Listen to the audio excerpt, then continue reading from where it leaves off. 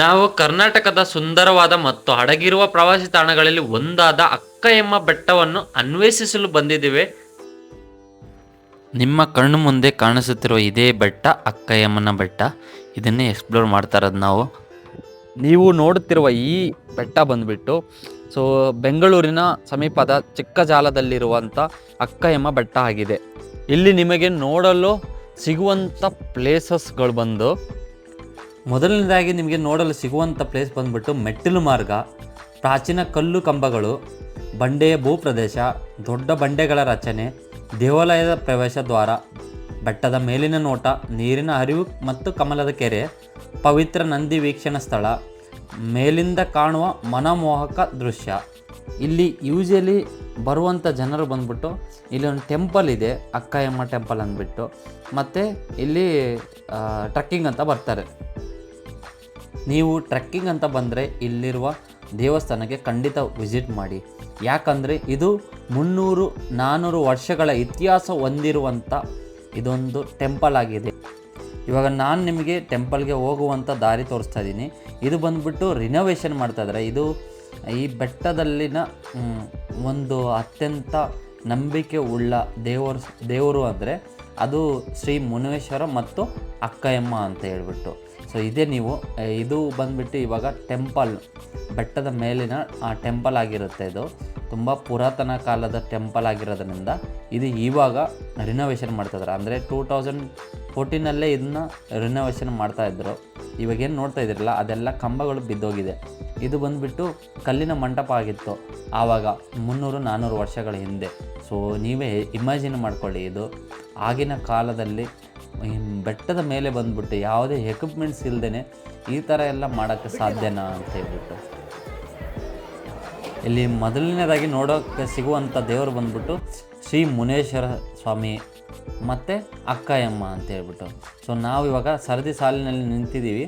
ಇದು ಮುನೇಶ್ವರ ಸ್ವಾಮಿ ಫಸ್ಟ್ ದರ್ಶನ ಆಗುತ್ತೆ. ಇಲ್ಲಿ ಮೊದಲನೇದಾಗಿ ಬಂದರೆ ಫಸ್ಟ್ ಟೆಂಪಲ್ ಸಿಗೋದು ನಮಗೆ ಮುನೇಶ್ವರ ಸ್ವಾಮಿಗಳು. ನೀವೇನು ನೋಡ್ತಾ ಇದ್ದೀರಲ್ಲ ತುಂಬ ಜನ ಇದೆ, ಕ್ರೌಡು. ಯಾಕಂದರೆ ಇದು ಸಂಡೇ ಟೈಮ್ ಅಲ್ವಾ, ಸಂಡೇ ಯಾವಾಗಲೂ ಜನಗಳು ಇರ್ತಾರೆ. ನೀವು ಪ್ಲ್ಯಾನ್ ಮಾಡ್ಕೊಂಡು ಬನ್ನಿ. ಯಾಕಂದರೆ ಇಲ್ಲಿ ಹತ್ರ ಇದೆ ಅಂದ್ಬಿಟ್ಟು ಜನ ಬರ್ತಾರೆ, ಅದು ಒಂದು ಅಡ್ವಾಂಟೇಜಸ್. ಬಟ್ ಇವಾಗ ರಿನೋವೇಷನ್ ನಡೀತಾ ಇದೆ. ಯಾವುದೇ ಥರ ಫೆಸಿಲಿಟಿ ಇಲ್ಲ. ನೋಡ್ಕೊಂಡು ಬನ್ನಿ ನೀವು. ಇದು ಕ್ರೌಡ್ ಬಂದ್ಬಿಟ್ಟು ಚಿಕ್ಕದಾಗಿದೆ ಟೆಂಪಲ್ಲು. ಇವಾಗ ತಾನೇ ರಿನೋವೇಷನ್ ನಡೀತೈತೆ. ಇದನ್ನು ನಾವು ಸರದಿ ಸಾಲಿನಲ್ಲಿ ನಿಂತಿದ್ವಿ ನಿಮಗೆ ದರ್ಶನ ಮಾಡಿಸೋಕ್ಕೆ. ದೇವಸ್ಥಾನ ಚಿಕ್ಕದಾಗಿರ್ಬೋದು, ಬಟ್ ದೇವರಲ್ಲಿ ನಂಬಿಕೆ ಇಟ್ಕೊಂಡು ಬನ್ನಿ. ಯಾವಾಗಲೂ ಆ ನಂಬಿಕೆನೇ ದೊಡ್ಡದಾಗಿರುತ್ತೆ. ದರ್ಶನ ಮುಗಿದ ತಕ್ಷಣ ನಿಮಗೆ ಸಿಗೋದು ನೈಸರ್ಗಿಕವಾಗಿ ಮೂಡಿ ಬಂದಿರುವಂಥ ಸಿಡಿಲಿನ ಕೊಳ ಅಂತ ಹೇಳ್ಬೋದು. ಈ ಕೊಳ ಬಂದುಬಿಟ್ಟು ನ್ಯಾಚುರಲ್, ಅಂದರೆ ಸಿಡಿಲು ಬಾವಿಯಿಂದ ಆಗಿರೋದು, ಸಿಡಿಲಿಂದ ಬಾವಿ ಥರ ಆಗಿರೋದು. ಇದರಲ್ಲೇ ಬಂದುಬಿಟ್ಟು ವಾಟರ್ ಸ್ಟೋರೇಜ್ ಆಗಿರುತ್ತೆ. ಇದರಲ್ಲಿ ಇದು ಒಂದು ಸ್ವಲ್ಪ ಪವಿತ್ರ ಕಲ್ಯಾಣಿ ಅಂತಲೇ ಬಿಂಬಿಸ್ತಾರೆ ಜನ. ಇಲ್ಲಿಂದ ಪಾಪ ಮುಕ್ತರಾಗ್ತಾರೆ ಸ್ನಾನ ಮಾಡೋದ್ರಿಂದ. ದೇವರು ಎಲ್ಲನೂ ಕರ್ಮಗಳನ್ನು ದೂರ ಮಾಡ್ತಾರೆ ಅಂತ ಹೇಳ್ಬಿಟ್ಟು. ಇದು ಬಂದ್ಬಿಟ್ಟು ಟೆಂಪಲ್ನ ಮುಂಭಾಗ ಮುನೇಶ್ವರ ಸ್ವಾಮಿದು. ಚಿಕ್ಕ ಟೆಂಪಲ್ ಆಗಿರೋದ್ರಿಂದ ಇವಾಗ ರಿನೋವೇಷನ್ ಎಲ್ಲ ನಿಮಗೆ ತೋರಿಸಿದ್ದೀನಿ ನಾನು ಏನೇನು ಮಾಡ್ತಾಯಿದ್ದಾರೆ ಅಂತ ಹೇಳ್ಬಿಟ್ಟು. ಇದು ಟೆಂಪಲ್ನ ಮುನೇಶ್ವರನ ಮುಂಭಾಗ ಆಯಿತು. ನಾವು ಇವಾಗ ತೋರ್ಸೋಕ್ಕೆ ಹೊರಟಿದ್ದು ಅಕ್ಕಯಮ್ಮನ ಟೆಂಪಲ್. ಇದು ಮಂಟಪ, ಜನಗಳು ಬಿಸಿಲಿಗೆ ನಿಲ್ಬಾರ್ದು ಅಂದ್ಬಿಟ್ಟು ಮಂಟಪ ಥರ ಮಾಡಿದ್ದಾರೆ. ಮತ್ತು ಎಲ್ಲೋದ್ರೂ ನಿಮಗೆ ಆ್ಯಸ್ ಯೂಸ್ವಲ್ ನಿಮಗೆ ಲೈನ್ ಅನ್ನೋದು ಇದ್ದೇ ಇರುತ್ತೆ. ಯಾಕಂದರೆ ಜನಗಳು ಅಷ್ಟು ನಂಬಿಕೆಯಿಂದ ಇಲ್ಲಿ ಬರ್ತಾರೆ ಕೈ ಮುಗಿಯೋಕ್ಕೆ. ನೀವು ನೋಡ್ತಾ ಇದ್ದೀರಾ, ನಾನು ಸರದಿ ಸಾಲಿನಲ್ಲಿ ನಿಂತ್ಕೊಂಡು ತೋರಿಸ್ತಾ ಇದ್ದೀನಿ ನಿಮಗೆ. ಅದೇ ಅಕ್ಕಯಮ್ಮನ ಟೆಂಪಲ್ಲು.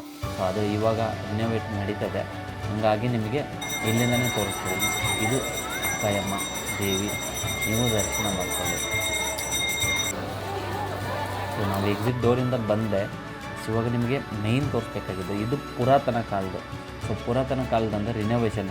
ಹಳೇದು ಹೇಗಿತ್ತು ಅಂತ ನಿಮಗೆ ತೋರಿಸ್ತೀನಿ. ಅಕ್ಕಯಮ್ಮನ ಟೆಂಪಲ್ಲು. ಇದು ಕಾಳಿಯಮ್ಮ ಅಂತಲೂ ಹೆಸರಲ್ಲಿ ಪೂಜೆ ಮಾಡ್ತಾರೆ. ಇಲ್ಲಿ ಬರುವಂಥ ಭಕ್ತಾದಿಗಳು. ಇವಾಗ ನೋಡಿ, ಇದು ಕಾಳಿಮ್ಮ. ಇದು ಬಂದ್ಬಿಟ್ಟು ಪುರಾತನ ಕಾಲದ ಟೆಂಪಲ್ ಅಂತ ಹೇಳಿದ್ನಲ್ಲ.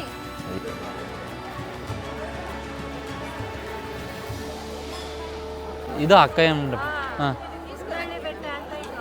ಗುತ್ತನಹಳ್ಳಿ ಬೆಟ್ಟನ ಇದು? ಅಕ್ಕಯಮ್ಮ. ಇವಾಗ ರೀಸೆಂಟಾಗಿ ನಡೀತೈತೆ ಅದು ದೇವಸ್ಥಾನದ ಸುಮಾರು ವರ್ಷದಿಂದ ನಡೀತಾ ಇದೆ. ಸುಮಾರು ವರ್ಷದಿಂದ. ಹಾಂ ಹಾಂ ಈ ಮಾತು ಕೇಳಲ್ಲ ಅಂದ್ರೆ ಅವಾಗ ಇಷ್ಟು ಇಂಪ್ರೂವ್ಮೆಂಟ್ ಇರಲಿಲ್ಲ. ಹಾಂ ಹಾಂ ಇತ್ತೀಚೆಗೆ ಚೆನ್ನಾಗಿ ಆಗ್ತದೆ. ಓಕೆ. ಇವಾಗ ಇಂಪ್ಲಿಮೆಂಟ್ ಮಾಡಿ ನಿಮಗೆ ಆವಾಗಲೇ ಹೇಳಿದ್ದೆ ನಾನು. ಸೊ ಇಲ್ಲಿ ನೋಡೋಕ್ಕೆ ಸಿಗುವಂಥ ಟೂರಿಸ್ಟ್ ಪ್ಲೇಸಸ್ ಅಂದರೆ ವೀಕ್ಷಣಾ ಕೇಂದ್ರಗಳು ಯಾವ್ಯಾವ ಇದ್ದಾವೆ ಅಂದರೆ ಆವಾಗಲೇ ವೀಡಿಯೋದಲ್ಲಿ ನಾನು ತೋರಿಸಿದ್ದಾಯಿತು. ಸೊ ಎಂಟ್ರೆನ್ಸ್ ಆಗಿರ್ಬೋದು, ಮತ್ತು ಕಲ್ಲಿನ ಕಂಬಗಳಾಗಿರ್ಬೋದು, ಮತ್ತು ಕಲ್ಲಿನ ಟಾಪ್ ಪ್ಲೇಸಸ್ ಇರ್ಬೋದು. ಒಂದು ನಿಗೂಢತೆಯಿಂದ ಕೂಡಿದೆ. ಇದು ನಾವು ಮಧ್ಯಾಹ್ನ ಆಗಿರೋದ್ರಿಂದ ನಿಮಗೆ ಪ್ಲೇಸಸ್ ಅಷ್ಟು ನೀಟಾಗಿ ಕವರ್ ಮಾಡೋಕ್ಕಾಗಿಲ್ಲ, ಯಾಕಂದರೆ ಬಿಸಿಲು ತುಂಬ ಜಾಸ್ತಿ ಆಗಿರುತ್ತೆ. ಈ ಟಾಪ್ ಪ್ಲೇಸಿಂದ ನೀವು ನೋಡ್ತಾ ಇದ್ದರೆ ನಿಮಗೆ ನಿಜವಾಗ್ಲೂ ಒಂದು ಅದ್ಭುತ ಫೀಲ್ ಅನ್ನೋದು ಬರುತ್ತೆ. ಯಾಕೆಂದರೆ ನಿಮಗೆ ಇಲ್ಲಿಂದ ಏರ್ಪೋರ್ಟ್ ನಿಮಗೆ ನಿಯರ್ ಬೈ. ಸೊ ನಿಮಗೆ ಪ್ಲೇನ್ ನೋಡ್ಕೋಬೋದು ಮೇಲಿಂದ. ಸೊ ಯೂಸಲಿ ನೀವು ಏನಾದರೂ ಮಳೆಗಾಲದಲ್ಲಿ ಅಂತ ಬಂದರೆ ಇಲ್ಲೆಲ್ಲನೂ ಪಕ್ಕದಲ್ಲೇ ಲೇಕ್ ಇದೆ, ತುಂಬ ತುಂಬ ಸುಂದರವಾಗಿದೆ. ಸೊ ಇಲ್ಲೇನು ಫೋಟೋಶೂಟಿಗೆ ಇನ್ನೊಂದಕ್ಕೆ ಬರ್ತೀರಾ, ತುಂಬ ಚೆನ್ನಾಗಿದೆ ಇಲ್ಲಿ. ಇನ್ನು ಯಾರಾದರೂ ಪ್ಲ್ಯಾನ್ ಮಾಡ್ಕೊಂಡು ಬರ್ತಿದ್ದೀರಾ ಅಂದರೆ ಸಂಡೇ ಸಾಟರ್ಡೆ ಪ್ಲೀಸ್ ಬನ್ನಿ, ಮಸ್ಟ್ ಶುಡ್ ಬಿ ವಿಸಿಟ್ ಅಂತ ಹೇಳ್ತೀನಿ ನಾನು. ಯಾಕಂದರೆ ಇಲ್ಲಿರುವಂಥ ಪೀಸ್ನೆಸ್, ಸೊ ಮೈಂಡ್ ಕಾಮ್ನೆಸ್ ಆಗಿ ವರ್ಕ್ ಆಗುತ್ತೆ ಬೆಟ್ಟದ ಮೇಲೆ. ಸೊ ಒಂದು ಪ್ರಕೃತಿ ಜೊತೆ ನಾವು ಒಂದು ವಿಲೀನವಾಗಿ ಇರೋ ಜಾಗ ಅಂದರೆ ಇದು ಅಂತ ಹೇಳ್ಬೇಕು. ನಿಮಗೆ ಬೆನಿಫಿಟ್ಸ್ ಅಂದರೆ ಟೆಂಪಲ್ ವಿಸಿಟ್ ಮಾಡ್ದಂಗೂ ಆಗುತ್ತೆ, ನಿಮಗೆ ಎಕ್ಸ್ಪ್ಲೋರ್ ಮಾಡ್ದಂಗೂ ಆಗುತ್ತೆ. ಇದು ಬೇರೆ ಎಲ್ಲೂ ಇಲ್ಲ. ಇದು near by Bangalore only. So ಬ್ಯಾಂಗ್ಳೂರಿಂದ 15 to 17 ಕಿಲೋಮೀಟ್ರ್ ಆಗುತ್ತೆ. ಸೊ ಇಲ್ಲಿ ಈಸಿಯಾಗಿ ಬರಬೇಕಂದ್ರೆ ವೆಹಿಕಲಲ್ಲಿ ಬರ್ಬೋದು, ಮತ್ತು ಬಸ್ ಕೂಡ ಫೆಸಿಲಿಟಿ ಇದೆ, ಬಸ್ಸಲ್ಲಿ ಕೂಡ ಬರ್ಬೋದು. ಆ್ಯಂಡ್ ಮೋರ್ ಓವರ್ ಇಲ್ಲಿ ನಿಮಗೆ ಬಂದರೆ ತಿಂಡಿ ಕೂಡ ಸಿಗುತ್ತೆ. ಸೊ ಅವರು ದೇವಸ್ಥಾನದ ಆಡಳಿತ ವ್ಯವಸ್ಥೆ ಮಂಡಳಿ ಇದು ಮಾಡಿದ್ದಾರೆ. ಸೊ ಇನ್ನೊಂದು ಈ ಬೆಟ್ಟದ ಮೇಲೆ ಬರೋಕ್ಕೆ ಅಂತಲೇ ವೆಹಿಕಲ್ಗೆ ದಾರಿ ಮಾಡಿಕೊಟ್ಟಿದ್ದಾರೆ, ರೋಡ್ ಇದೆ. ಸೊ ರೋಡಿಂದ ಬಂದರೆ ರೋಡು ಕಾರ್ ಪಾರ್ಕಿಂಗ್ ಮಾಡ್ಬೋದು. ಆದರೆ ತುಂಬ ಡೇಂಜರ್ ಇದು. ಇಳಿಜಾರು ಪ್ರದೇಶದಲ್ಲಿ ಬೈಕ್ನ ಅಥವಾ ಕಾರ್ನ ಪಾರ್ಕ್ ಮಾಡಬೇಕಾಗತ್ತೆ.